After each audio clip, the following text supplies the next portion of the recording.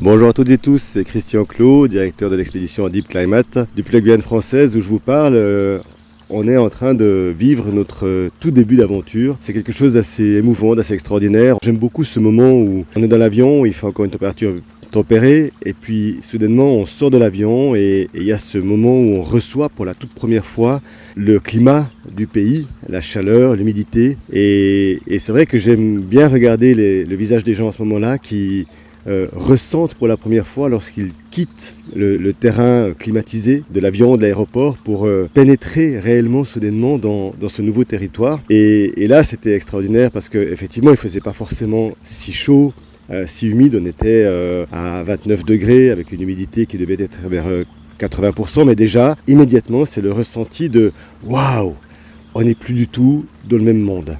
Et c'est vraiment l'entrée dans un nouveau territoire. Alors bien sûr, les conditions ne sont pas totalement extrêmes.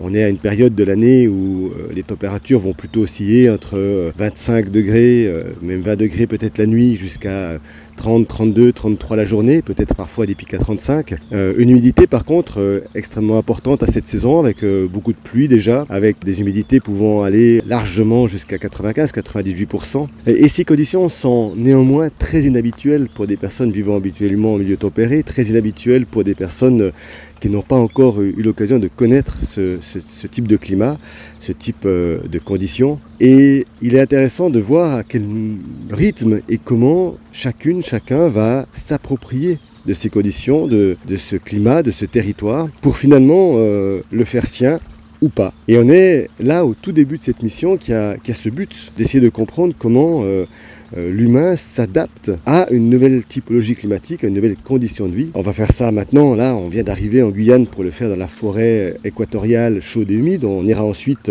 dans l'extrême nord de la Laponie en plein hiver, et puis on finira par un désert d'Arabie Saoudite où il va faire extrêmement chaud et sec. 3 missions donc qui nous permettront de suivre l'évolution de personnes n'ayant pas connu ces types de climats et qui vont devoir durant une quarantaine de jours évoluer dans ces territoires, se fondre en eux et chercher, trouver, j'espère, cette fameuse adaptation qui n'est pas une évolution, évidemment, mais qui est une manière pour le corps, pour le cerveau, de trouver sa manière de fonctionner dans ce nouveau temps de vie dans lequel on peut souffrir si on n'accepte pas les conditions, si on n'arrive pas à s'y adapter, on peut être en malaise permanent, ou alors justement trouver petit à petit ce nouvel équilibre, cette nouvelle synchronicité avec le milieu et cette adaptation qui permet tout simplement, et c'est le but de l'adaptation humaine, de ne pas souffrir, que ce soit physiquement ou psychologiquement. Lorsqu'on arrive à atteindre ce moment de non-souffrance et de finalement pouvoir se dire ce milieu peut être mien et je peux m'y projeter, je peux considérer un futur, alors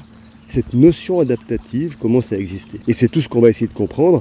Mais là, bien sûr, on vient seulement d'arriver. On a posé nos dizaines de sacs. On a des kilos et des kilos de matériel, d'équipement, de nourriture. Il faut maintenant tout conditionner pour rendre cet équipement et surtout cette nourriture en adéquation avec ce milieu. Tout est très, très humide. Tout se mouille très vite. Il y a des pluies diluviennes qui peuvent arriver en quelques secondes, durer quelques secondes seulement, mais parfois aussi durer plusieurs heures, voire toute la journée ou plusieurs jours. Mais surtout, l'humidité est omniprésente et tout élément laissé sans protection est très rapidement humide et devient inutile. Donc on est là durant ces 2-3 premiers jours à tout conditionner, tout préparer. Énorme travail sur la nourriture pour que chaque personne ait la nourriture qui lui convient, qu'elle soit correcte et qu'elle puisse être transportable, parce que nous allons entièrement transporter notre équipement durant les jours de progression. Nous évoluerons avec des petits rafts dans un premier temps, puis parfois à pied dans la forêt équatoriale. Une progression pas forcément toujours facile, même souvent très difficile, dans des conditions de progression extrêmement complexes. Et pour une équipe qui n'a pas l'expérience et l'habitude de ce type de milieu, de ce type de progression, ça va être un défi du quotidien et ça va augmenter ces questionnements de comment peut-on s'adapter à une nouvelle condition de vie. Voilà, on est ici au CEFE. Alors le CEFE, c'est le centre d'éducation à la forêt équatoriale de Guyane. C'est l'armée française qui possède ce centre et qui s'occupe de former, d'aguerrir les soldats français et parfois d'autres pays. Mais pour nous, évidemment, la question n'est pas de faire le parcours de commando du CEFE, c'est simplement, et grâce à eux, de pouvoir avoir un endroit stable, bien équipés pour pouvoir finir de conditionner l'ensemble de cet équipement. Donc sans eux, ce serait extrêmement compliqué. Mais c'est déjà la forêt, on est en plein dedans. On n'est pas dans une salle climatisée, on est au cœur de ce milieu. Chaque matin, c'est le chant des oiseaux, c'est Saint-Hurleur, c'est cette odeur si particulière de la forêt équatoriale qui nous réveille. Et c'est quelque chose qui fait beaucoup de bien. Alors pour ma part, il y a encore beaucoup d'inquiétudes évidemment, beaucoup d'inquiétudes d'être prêt à partir, d'avoir tout absolument préparé pour qu'on puisse sereinement envisager le trajet. C'est l'inquiétude de cette équipe qui n'a pas beaucoup d'habitude et qui va devoir progresser dans un milieu où malheureusement les accidents sont fréquents et nous allons faire en sorte que ça n'arrive pas. Et donc cette coopération qui sera indispensable pour qu'on puisse progresser avec facilité ou du moins avec notre aide permanente.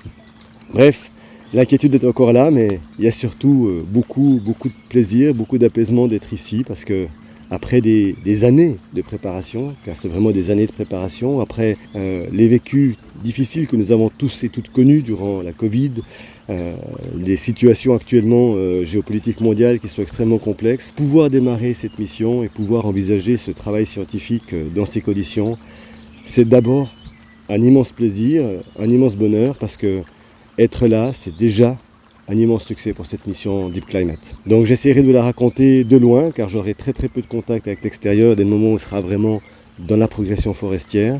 Mais je serai extrêmement ravi de pouvoir la partager avec vous, parce que cette mission, elle est évidemment pour nous, on va la vivre, mais elle est aussi pour vous, parce que le questionnement de notre futur, le questionnement de notre vie dans des nouvelles conditions, doit être omniprésent dans nos mondes d'aujourd'hui, pour tout simplement pouvoir éviter bien sûr le pire, mais surtout pouvoir nous préparer à vivre dans des conditions un peu différentes, pas forcément beaucoup plus difficiles, mais différentes, et dans lesquelles on devra s'adapter. À très bientôt pour la suite de l'aventure. C'était Christian Clot depuis la Guyane française, depuis le Sefeu, et autour de moi, un nombre de chants d'oiseaux et de feulements d'animaux assez impressionnant. Bonne journée.